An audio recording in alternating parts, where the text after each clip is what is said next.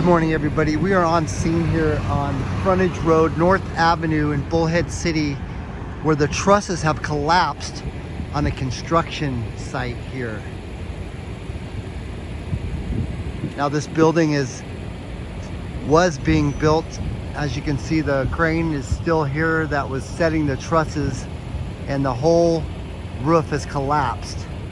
One person is being taken away with injuries.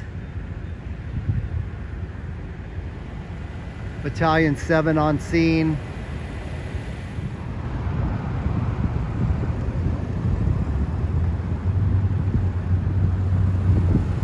We have engine 751 over here along with Bullhead City Police Department.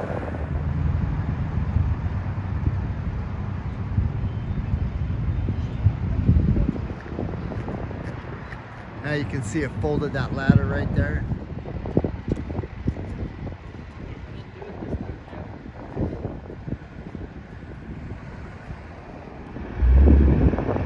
Again, if you're just joining us here, folks, this is right off of North Avenue, off of Highway 95, across from Discount Tire.